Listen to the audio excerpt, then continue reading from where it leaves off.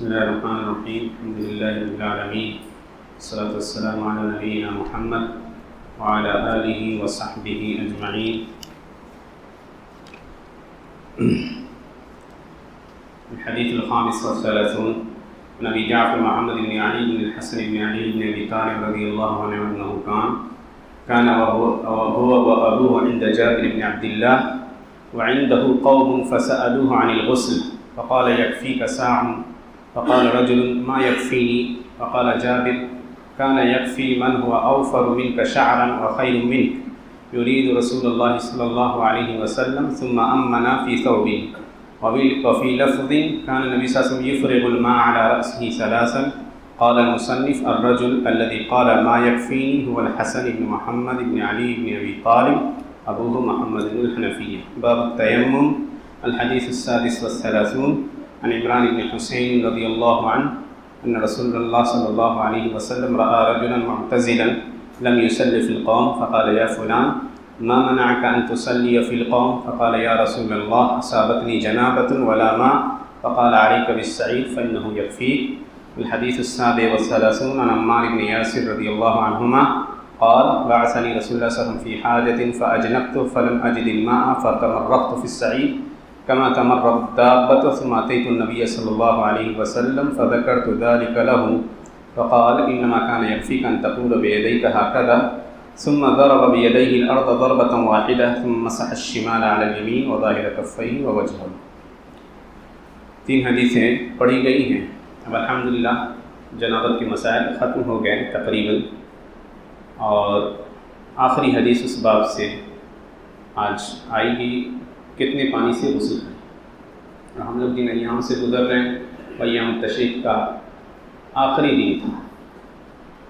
اور اس مناسبت سے ایک بات جو چاہتا ہوں کہ آپ سے عرض کر دوں کہ الحمدللہ اللہ سبحانہ تعالیٰ نے فراوانی دی ہے، تو ہم میں سے ہر شخص کثرت سے گوشت کھاتا ہے ان دنوں. تو اپنے بھائیوں کو نہ بھولیں، بس ایک کام کر لیجیے. کیا کرنا ہے کہ خاص طور سے کھاتے وقت بسم اللہ ضرور کہا جائے، اور جو ہڈیاں بچ جاتی ہیں ان کو پھینکتے وقت بھی بسم اللہ کہہ دیجئے، تو آپ کے ان بھائیوں کا کھانا بن جائیں گی وہ ہڈیاں جو جنوں میں سے نبی صلی اللہ علیہ وسلم کے پاس جنوں کی ایک جماعت آئی تھی. مسلم شریف میں ابن مسعود کی روایت ہے. تو وہ لوگ اسلام لے آئے آپ کی ذات پہ، لمبا قصہ ہے، اور کہا کہ اللہ کے نبی ہمارے لیے کھانا کیا ہوگا یہ متعین کر دیجیے.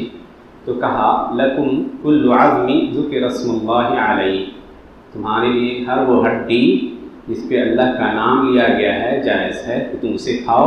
فإنہ اوفر ما یکون لحما، جب تم اس ہڈی کو جس پر اللہ کا نام لیا گیا ہے کھاؤ گے تو اس پہ اللہ سبحانہ وتعالیٰ پھر اس گوشت اس مقدار سے زیادہ گوشت ڈال دے گا جو اس ہڈی کے اوپر تھا.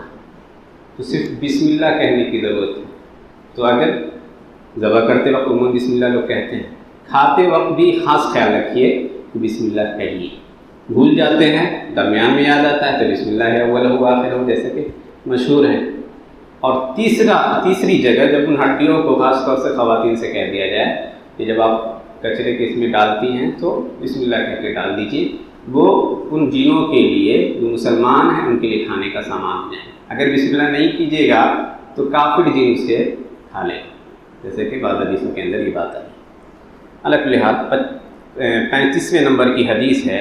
حضرت جابر بن عبداللہ رضی اللہ عنہ کے پاس کچھ لوگ بیٹھے تھے، تو ان لوگوں نے ان سے غسل کے بارے میں پوچھا کہ کتنے پانی سے ہم غسل کریں. اور جابر یہ مشہور ترین صحابیوں میں سے ایک ہیں، ان صحابوں میں سے ایک ہیں جن کو مکثرین صحابہ کہا جاتا ہے. وہ صحابی جنہوں نے کثرت سے نبی صلی اللہ علیہ وسلم سے حدیثیں نقل کی. ہجرت سے 16 سال پہلے پیدا ہوئے. ان کے والد عبداللہ بن حرام الانصاری رضی اللہ عنہ، بڑی بیٹیاں تھیں، اللہ نے بہت بیٹیوں سے نوازا تھا. مرتے وقت شہید ہو گئے تھے احد کی جنگ. 46 سال بعد ان کی لاش جابر نے نکالی تو ہو بہو ویسی تھی جیسا لگا کہ آج دفن کی. اب خون کے قطرات ویسے ہی باقی تھے. بہت قرض چھوڑ کے گئے. اب قرض داروں میں جن کا قرض تھا پریشان کرنا شروع کیا جابر کو. تو حضرت جابر نے کہا کہ جب تمہارے کھجور کے باغات کھجور کا پھل ٹوٹنے کا وقت قریب آئے تو مجھے کہنا، مجھے بلا لینا. چنانچہ انہوں نے پھلوں کے ٹوٹنے کے وقت بلایا. اللہ کے نبی صلی اللہ علیہ وسلم نے پھلوں کی ڈھیر لگا دی اور وہاں پہ آپ بیٹھ گئے. آپ نے دعائیہ کلمات کہے اور اس کے بعد کہا کہ جس کا جتنا قرض ہے کہو کہ آئے اور لیتا جائے. چنانچہ حضرت جابر کا بیان ہے کہ لوگ آتے گئے اور کسی کا 2 من، کسی کا 3 من، کسی کا 4 من کھجور باقی ہے یا اس کی قیمت کے برابر لیتے گئے اور کھجور کا وہ ڈھیر ویسے ہی باقی رہا. پھر نبی صلی اللہ علیہ وسلم کی برکت کی. خندق کی جنگ میں جب نبی صلی اللہ علیہ وسلم شدید بھوکمری کے عالم میں تھے، بڑی شدید سردی پڑی تھی، اور یہ وہ جنگ تھا، یہ جنگ تھی جس میں پورے عالم کے کفار ٹوٹ پڑے تھے. مدینہ سن 5 ہجری 3000 مسلمان تھے اور بچے بزرگ سب کو ملا. کھانے کو کچھ نہیں. نبی صلی اللہ علیہ وسلم کو دیکھا گیا تھا کہ پیٹ پہ پتھر باندھ کے آپ نے خندق کھودا تھا. تو جابر رضی اللہ عنہ نے کہا کہ میں نے دیکھا کہ اللہ کے نبی کے چہرے پہ بھوک کے آثار ہے، تو میں اپنے گھر گیا، اپنی بیوی سے کہا کہ ایک چھوٹی سی بکری ہے، بکری اس کو ہم ذبح کرتے ہیں اور 2-4 کیجی کے آس پاس آٹا ہے، تم ایسا کرو آٹا گوندھ لو، ہم اللہ کے نبی صلی اللہ علیہ وسلم کے ساتھ 8-10 آدمی کو بلا کر لاتے ہیں. چنانچہ وہ چپکے سے نبی صلی اللہ علیہ وسلم کے پاس گیا اور کان میں کہا کہ اللہ کے نبی اب 8-10 آدمی کے ساتھ چلیے، میں نے کچھ کھانے کا انتظام کیا. اللہ کے نبی نے زور سے آواز لگائی، اے خندق والو، جابر نے تمہیں دعوت دی ہے، چلو. تقریباً 2000 سے اوپر کے لوگ ہیں اور تھوڑا سا کھانا ہے، چھوٹی سی بکری جو 2-3 کیجی کی نا.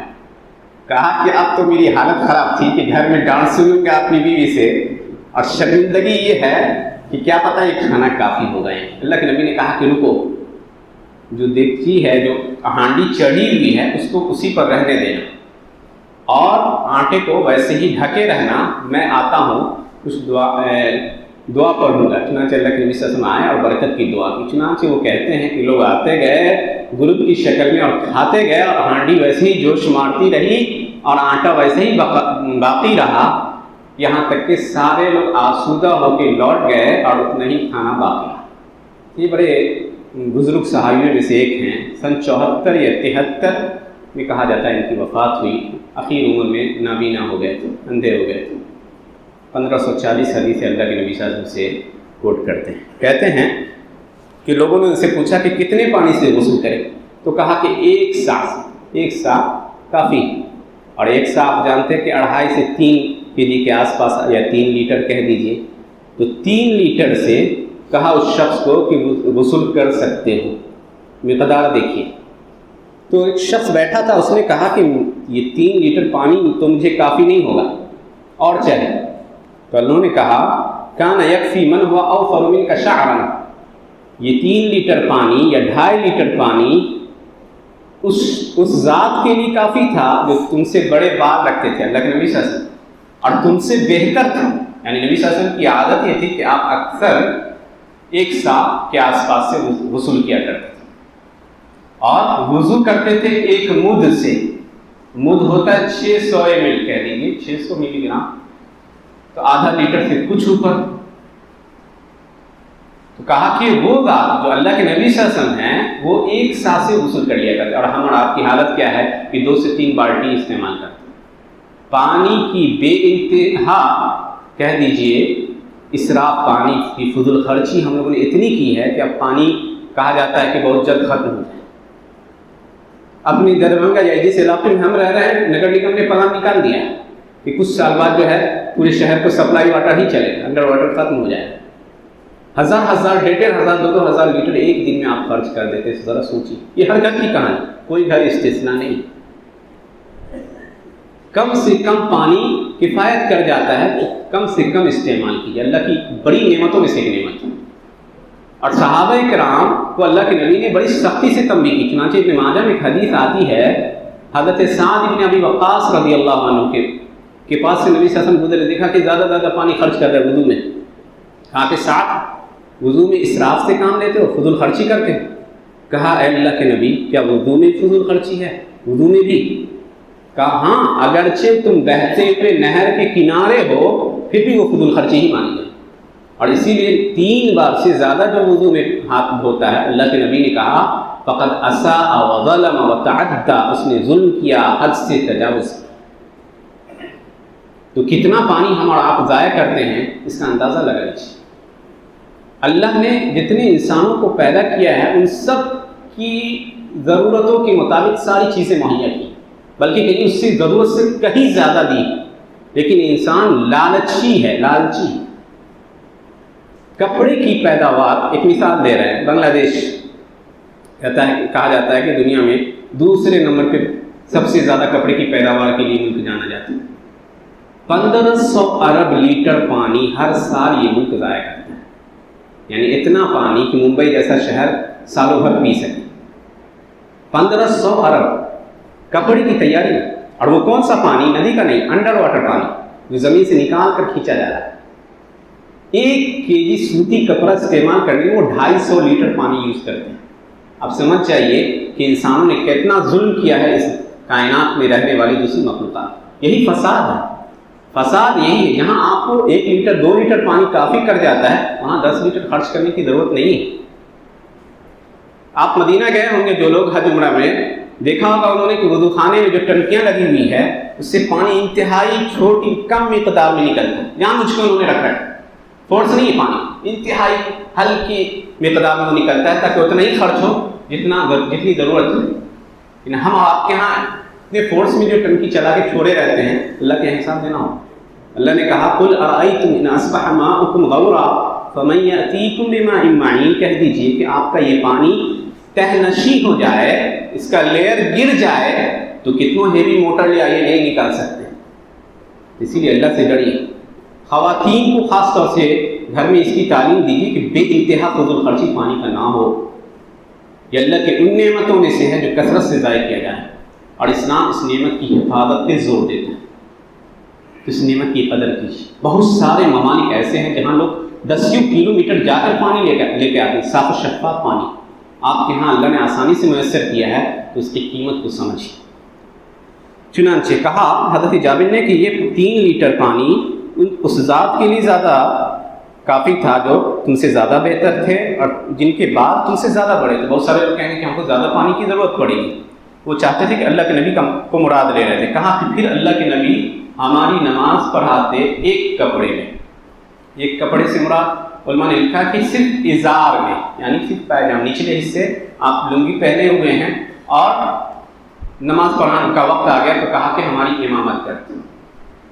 اب دوسری حدیث میں آپ نے فرمایا ہے لا یصلین احدکم، تم میں سے کوئی نماز ہرگز نہ پڑھے اس حال میں کہ اس کے کاندھے پہ کچھ نہ ہو. تو خالی جسم ہے تو آپ کچھ ڈال لیجیے، چاہے ٹاول ہو، یہ گنجی اگر پہنے ہو، جیسے گھر میں عموماً نفل نماز جو لوگ پڑھتے ہیں تو ایسا کرتے ہیں، تو خالی نہ ہو یہ کندھا. اللہ کے نبی نے پڑھا تو بعض علماء نے کہا کہ یہ اللہ کے نبی کے لیے خاص تھا، یا بعض لوگوں نے کہا کہ افضل اور مستحب یہ ہے کہ انسان اپنے کندھے پہ کچھ ڈال دے. نہیں تو اللہ سبحانہ و تعالیٰ کے سامنے کھڑے ہوتے ہیں تو اللہ نے کہا ہے یا بنی آدم خذوا زینتکم عند کل مسجد، ہر نماز کے وقت، مسجد سے مراد یہاں نماز ہے، ہر نماز کے وقت اپنی زینت کو لازم پکڑو، اچھے کپڑے میں آؤ باوقار رہ کے، تاکہ ایک بہترین ماحول بنے. چلیے کہا وفی لفظ کا نبی صلی اللہ علیہ وسلم یفرغ الماء علی رأسہ ثلاثا، 3 مرتبہ اللہ کے نبی صلی اللہ علیہ وسلم اپنے سر پہ پانی بہایا کرتے تھے.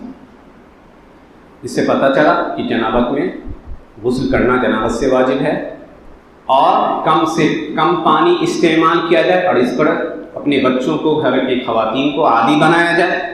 اسی طرح جو ہے جنابت کے مسائل ختم ہوتے ہیں. پچھلے درسوں میں بار بار ریپیٹ کیا گیا تھا ان چیزوں کو. اب تیمم کی صفت کے بارے میں، تیمم کیا ہے؟ مان لیجیے آپ ایسی جگہ پہ ہیں جہاں پانی نہیں، یا پانی ہے اس کے استعمال پہ قادر نہیں، بیماری ہے، کوئی تکلیف ہے، پانی سے ڈاکٹر نے روک دیا کہ استعمال نہیں کر سکتے، تو ایسی صورت میں تیمم مشروع ہو جاتا ہے. اور اس کی بھی حکمت ہے. حضرت عائشہ صدیقہ رضی اللہ عنہا کا ایک ہار گم ہو گیا تھا بنی المصطلق کی جنگ سے، جب آپ لوٹ رہے تھے نبی صلی اللہ علیہ وسلم. اللہ کے نبی نے اس ہار کو ڈھونڈنے کے لیے صحابہ کی ایک جماعت کو روانہ کیا. حضرت اسید بن حضیر رضی اللہ عنہ وغیرہ تھے اس میں. اب لوگ کافی تلاشنے کے بعد وہ ہار نہیں ملا، نماز کا وقت ہو گیا، ان لوگوں نے بغیر وضو کے نماز پڑھ لی. اس وقت تک تیمم کا حکم نازل نہیں ہوا تھا. چنانچہ وہ آئے اللہ کے نبی صلی اللہ علیہ وسلم کے پاس، کہا اللہ کے نبی بغیر وضو کی نماز ہم نے پڑھ لی، تو ہماری نماز کا حکم کیا ہے؟ حضرت ابو بکر صدیق کو پتہ چلا تو بہت ناراض ہوئے، بلکہ حضرت عائشہ کو بعض الفاظ میں آیا ہے کہ ان کو جا کے دھیرے دھیرے مارنے بھی لگے کہ تمہاری وجہ سے جو ہے سارے مسلمانوں کو کے اوپر تنگی ہو گئی ہے. فوراً آیت کریمہ نازل ہو جاتی ہے. اللہ سبحانہ تعالیٰ کہتا ہے فَإِن لَمْ تَجِدُوا مَاءً فَتَيَمَّمُوا صَعِيدًا طَيِّبًا، اگر پانی نہ پاؤ تو پاک مٹی سے تیمم کر لیا. چنانچہ اسید بن حضیر آتے ہیں حضرت عائشہ کے پاس اور کہتے ہیں کہ آپ کو اللہ بہترین بدلہ دے، مسلمانوں پر جب بھی کوئی تنگی والی بات آئی ہے اللہ نے آپ کے ذریعے اس تنگی کو دور کر دیا، آپ جس تنگی کو ناپسند کرتی رہی. چنانچہ تیمم کی مشروعیت حضرت عائشہ کے ہار کے گم ہونے کے موقع پر ہوئی، اور وہ ہار کہہ دیجئے جس اونٹ پہ بیٹھی تھی اسی اونٹ کے نیچے تھا. پوری جگہ تلاش کی، اسی اونٹ کے نیچے تھا جس اونٹ کے اوپر حضرت عائشہ بیٹھے تھے. یہ تو تیمم کی تاریخ کی کم مشہور ہوئی. تیمم کرنا کیسے؟ تو حضرت عمار بن یاسر کی حدیث آ رہی ہے آگے. ایک بسم اللہ کہیے، جیسے وضو میں بسم اللہ کرتے ہیں، آپ کو غبار والی مٹی پہ ماریے، تھوک دیجیے تاکہ وہ جو اس کے غبار کے اثرات آپ کے اس پہ نہ پڑے. بائیں ہتھیلی سے دائیں اور دائیں ہتھیلی سے بائیں، اور پھر دونوں ہاتھوں سے چہرے کو مسح کریں. یہ ایک طریقہ ہے. بخاری کے اندر ایک الفاظ اس طرح ہے، اور بعض الفاظ میں یہ طریقہ بھی آیا ہے کہ دونوں کی مارنے کے بعد پہلے چہرے کا مسح اور پھر دائیں ہاتھ پھر بائیں، یہیں تک، یہاں تک نہیں یا یہاں تک نہیں. دو حدیثیں آئی ہیں عبداللہ بن عمر کی یہاں تک، اور کہا گیا کہ 2 مرتبہ مارنا ہے. 2 مرتبہ مارنے کی ضرورت نہیں، 2 مرتبہ مارنے والی روایت ضعیف ہے. اسی طرح یہاں تک جن حدیثوں کے اندر آیا وہ بھی ضعیف. تو راجح اور صحیح قول یہی ہے جو ہم نے ابھی آپ کو صفت بتائی. مان لیجیے کوئی آدمی ایسی جگہ رہتا ہے جہاں نہ پانی ہو اور نہ مٹی ہو سکتا ہے کہ نہیں؟ ہو سکتا ہے. ٹرین میں ہے، مٹی بھی نہیں ہے، پانی بھی نہیں، یا پلین میں ہے، تو ایسی صورت میں کیا کرے؟ کیا بغیر وضو کی نماز پڑھے یا نماز پانی کی تلاش کرتے، پانی کا انتظار کرے کہ پانی مل جائے؟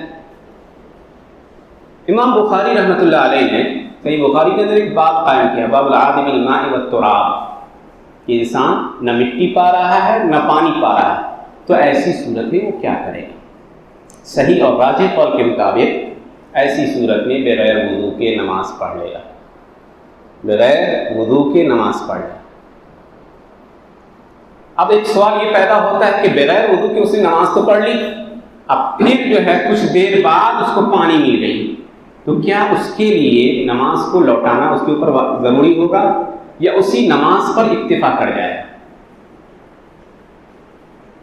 تو علماء نے لکھا ہے، ابن القیم رحمۃ اللہ علیہ نے تہذیب السنن میں، امام شوکانی نے نیل الاوطار میں، بلکہ راجح قول یہی ہے کہ اس کے اوپر لوٹانا واجب نہیں ہے، اگر چاہے تو لوٹا سکتا ہے، واجب نہیں. یعنی اسی نماز پہ اکتفا کر لے گا جو اس نے بغیر وضو کے پڑھی. کوئی کہے گا کہ بغیر وضو کے کیسے نماز پڑھی، کیسے جائز ہو جائے گا؟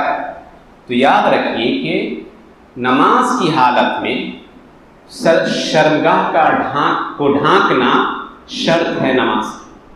عام حالت میں آپ کے پاس کپڑا ہے اور آپ نے بغیر کپڑے کے نماز پڑھ لی تو آپ کی نماز نہیں ہوگی. عام حالات شرط یاد رکھیں. لیکن مان لیجیے کوئی شخص ایسا ہے جس کے پاس کوئی کپڑا نہیں، کسی نے چھین لیا، ننگا کر دیا، کچھ نہیں، نماز کا وقت آ گیا، تو بغیر کپڑے کی بھی نماز پڑھے گا. امام بخاری رحمۃ اللہ علیہ کے بارے میں ایسا منقول ہے، بغداد میں جب وہ گئے تھے تو ان کے پاس کپڑے نہیں تھے. لوگ باہر سے بھیڑ لگا رکھے ہیں کہ نکلیے، کہا ہمارے پاس کپڑا نہیں نکل سکتے. تو اگر کوئی شخص کے پاس کپڑا نہیں ہے تو ننگی حالت میں نماز پڑھے گا، اس کی نماز ہو جائے. اللہ اس کے عذر کو دیکھ رہا ہے. اصل یہ ہے کہ آپ کھڑے ہو کے نماز پڑھیے، لیکن عذر ہے تو بیٹھ کر آپ نماز پڑھتے ہیں، عذر ہے تو بیٹھ کر نماز پڑھتے ہیں، اور بیٹھ کر نماز صحیح. یا لیٹ کر نماز پڑھتے ہیں، لیٹ کر نماز صحیح ہے۔ اور اہم دلیل جو حضرات یہ کہتے ہیں کہ اس کے اوپر نماز کو لوٹانا واجب نہیں ہے، یہی حدیث ہے حضرت عائشہ کا قصہ کہ یہ لوگ جب ہار کی تلاش کے بعد لوٹے تھے تو اللہ کے نبی کے پاس پانی تھا، انہوں نے یہ نہیں کہا کہ جاؤ وضو کرو اب پھر سے جو ہے نماز پڑھو، نہیں، لوٹانے کا حکم نہیں دیا، اور روایت صحیح ہے۔ اسی لیے راجح اور صحیح قول یہی ہے کہ کوئی انسان پانی نہ پائے، مٹی نہ پائے، بغیر وضو کے نماز پڑھ لے، اس پر اور بعد میں پانی پا لیتا ہے تو اس پر نماز کا لوٹانا واجب تو نہیں ہے، لیکن یستحب لہ، مستحب ہے، اگر چاہے تو لوٹا سکتا ہے۔ حنفیہ نے کہا کہ نہیں، واجب ہے، اس کو نماز کو لوٹانا پڑے گا، لیکن ان کے ہاں کوئی دلیل نہیں ہے۔ یہ حضرات جو ائمہ کہتے ہیں ان کے پاس یہ دلیل حضرت اسید بن حضیر یا حضرت عائشہ کے حال کا قصہ ہے کہ اللہ کے نبی نے ان صحابہ میں سے کسی کو یہ نہیں کہا کہ تم نے بغیر وضو کی نماز پڑھ لی پھر سے لوٹاؤ، ایسا کچھ نہیں کہا۔ بہت سے ایسے لوگ جو پیرالائسس وغیرہ کے شکار ہوتے ہیں ان کے ساتھ یہ مسئلہ بہت ہوتا ہے، یاد رکھیے۔ کوئی آدمی نہیں ہے جو اس بیچارے کو جو ہے وضو یا تیمم کرا دے، تو ایسی صورت میں یہ حل شریعت نے اس شخص کے لیے رکھا ہے۔ چنانچہ اب حدیث میں آئی، کہاں عمران ابن حسین رضی اللہ عنہ نے، اور عمران ابن حسین مشہور ترین صحابی میں سے ایک ہیں، اور یہ وہ صحابی ہیں فرشتے ان سے مصافحہ کیا کرتے تھے، فرشتے ان سے مصافحہ کیا کرتے تھے۔ اللہ کے نبی صلی اللہ علیہ وسلم کے پاس صحابہ نے شکایت کی کہ اللہ کے نبی، ہم آپ کے پاس رہتے تو ہمارے ایمان کا گراف بہت اونچا ہو جاتا ہے، اور دنیا میں اور بیوی بچوں میں مشغول ہوتے تو لگتا ہے کہ ایمان ایک دم ڈاؤن فال ہو چکا ہے، اس کا کیا حل ہے؟ کہا کہ اگر اسی حالت پہ باقی رہو اپنے گھر میں بھی، جس حالت میں تم میرے پاس رہتے ہو، ایمان کا گراف بہت اونچا رہتا ہے، لَصَافَحَتْكُمُ الْمَلَائِكَةُ عَلَىٰ فِرَاشِكُمْ، فرشتے تمہارے بستر پر تم سے مصافحہ کریں۔ چنانچہ اب اس صحابی کو جنون طاری ہوا کہ کسی طرح ہم فرشتے سے مصافحہ کریں، تو ہر وقت وہ ذکر و اذکار میں لگے رہتے تھے، یہاں تک کہ الحمدللہ فرشتوں نے ان سے مصافحہ کرنا شروع کیا۔ تو عبداللہ بن شخیر کو کہتے ہیں کہ بیچ کے دنوں میں غافل ہو گیا تھا تو فرشتے چھوڑ گئے تھے، اب میں نے ذکر و اذکار پہ مداومت برتنی شروع کی ہے، اب وہ پھر سے آنے لگے۔ تو یہ وہ صحابی ہیں جلیل القدر، کہتے ہیں کہ نبی صلی اللہ علیہ وسلم نے ایک شخص کو دیکھا کہ مسجد میں اکیلے بیٹھا ہوا ہے، نماز نہیں پڑھی جب لوگوں کے ساتھ، تو کہا کہ اے فلاں، تم کو کس چیز نے منع کیا کہ ہمارے ساتھ نماز پڑھو؟ کہا کہ اللہ کے نبی، مجھ کو جنابت لاحق ہو گئی تھی، جنوبی ہو گیا تھا، اور جنوبی کیا ہوتا ہے، جنابت کیا ہوتی ہے، یہ باتیں پیچھے درسوں میں کثرت سے گزری ہیں، اور میرے پاس پانی نہیں ہے، تو آپ نے کہا کہ جاؤ پاک مٹی کا قص کرو، تمہارے لیے کافی ہے۔ تو کوئی انسان جنوبی ہو جائے، صرف وضو نماز کے لیے نہیں، ایسا شخص جس پر غسل واجب ہے، اس کے پاس بھی پانی نہیں ہے، وہ ایسے ہی تیمم کر لے گا، نیت ہے غسل جنابت سے طہارت کی، تو وہ شخص پاک ہو جاتا ہے، اس سے نماز بھی پڑھے گا، لیکن کنٹینیوس نہیں کرے گا۔ مان لیجیے آپ نے فجر کی نماز میں شدید جاڑے کے موسم میں مٹی سے ہی تیمم کر لیا، غسل کرنے کی آپ کے اندر طاقت نہیں ہے، ٹھیک ہے، نماز پڑھنے کے بعد ظہر تک آپ اس سے نماز پڑھ سکتے ہیں اس تیمم سے۔ اس بیچ میں اگر پانی مل جاتا ہے تو آپ کو تیمم چھوڑ دینا ہوگا، پانی کو استعمال کرنا ہوگا۔ اسی لیے یہ رفع حدث، تیمم حدث کو دور تو کرتا ہے لیکن وقتی طور پہ، دائمی طور پہ نہیں، جیسے پانی کے ساتھ۔ اور آخری حدیث ہے حضرت عمار بن یاسر رضی اللہ عنہما، مشہور ترین صحابی، ان صحابہ میں سے ایک جن کو بہت ستایا گیا تھا اسلام کے لیے، اور یہی وہ صحابی ہیں جن کی وجہ سے آج ایک بڑی رخصت یا اجازت شریعت نے دی ہے ہر اس مسلمان کو جو کافروں کے بیچ میں رہتا ہے، اور کبھی کبھی کافر اس سے کہتا ہے جے شری رام بولو یا کفریہ کلمہ بولو، اسلام سے کفر کا اظہار کرو، تو ایسا شخص اپنی جان بچانے کے لیے اس طرح کے کلمات بول سکتا ہے۔ دل اگر ایمان پر مطمئن ہے تو بول سکتا ہے۔ اللہ نے کہا 14 پارے میں الا من اکرہ وقلبہ مطمئن بالایمان، جس کو مجبور کر دیا جائے کفر بولنے پہ اور اس کا دل ایمان پر مطمئن ہے تو کوئی حرج نہیں۔ انہی کے ساتھ یہ معاملہ آیا تھا، کافروں نے بہت مارا پیٹا، کہا محمد کا انکار کرو، اللہ کے ساتھ کفر کرو، انہوں نے کہنا پڑا ان کو، روتے ہوئے نبی صلی اللہ علیہ وسلم کے پاس آئے، کہا کہ ایسا ایسا ہو گیا، اب کیا کریں؟ تو اللہ کے نبی نے کہا کہ اپنے دل کو کیسا پاتے ہیں؟ کہا دل تو ایمان پہ مطمئن ہے۔ کہا پھر ستائیں تو پھر کہتے ہیں، کوئی دقت نہیں۔ سن 36 ہجری میں حضرت علی کے ساتھ جنگ میں یہ شہید ہو گئے تھے رضی اللہ عنہ۔ کہتے ہیں کہ نبی صلی اللہ علیہ وسلم نے مجھے ایک ضرورت سے بھیجا تو میں جنبی ہو گیا، تو پانی نہیں پایا، تو مٹی میں ویسے ہی لوٹ پوٹ کرنے لگا جیسے چوپائے لوٹ پوٹ کرتے ہیں۔ پھر نبی صلی اللہ علیہ وسلم کے پاس آیا اور ان سے ذکر کیا، تو آپ نے کہا کہ تمہارے لیے اتنا کافی تھا کہ تم اس طرح کرتے، یعنی اپنے ہاتھ کو ایک مرتبہ زمین پہ مارتے، پھر بائیں سے دائیں کو اور دائیں سے بائیں کو مسح کرتے، اور پھر اپنے چہرے کو پوچھ لیتے، تمہارا تیمم ہو جاتا، تم پاک ہو جاتے۔ وباللہ التوفیق، وصلی اللہ علیہ نبینا محمد وعلی آلہ وصحبہ اجمعین۔